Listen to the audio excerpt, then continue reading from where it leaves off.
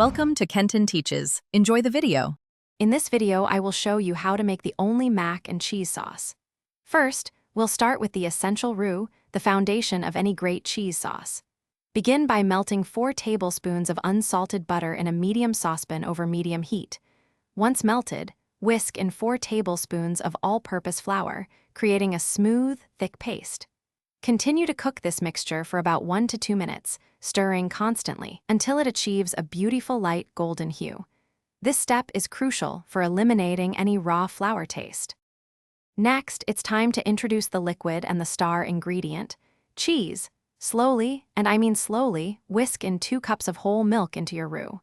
This gradual addition prevents lumps and ensures a silky smooth sauce.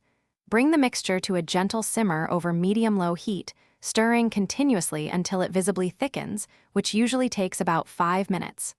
Once thickened, remove the pan from the heat and immediately stir in 2 cups of freshly shredded sharp cheddar cheese until fully melted and smooth.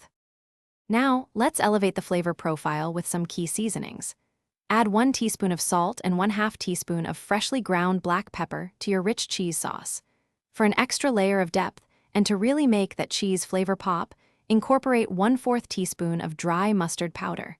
And for a subtle, warming kick that won't make it spicy, stir in just a pinch of cayenne pepper. Taste and adjust seasonings as needed to suit your preference. Finally, let's talk about achieving that perfect, silky smooth consistency. If your sauce appears too thick, simply whisk in an additional splash of warm milk, 1 tablespoon at a time, until it reaches your desired pourable texture.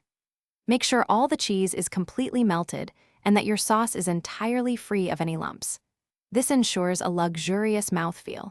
Serve this incredible mac and cheese sauce immediately over your favorite cooked pasta for an unforgettable meal. Enjoy!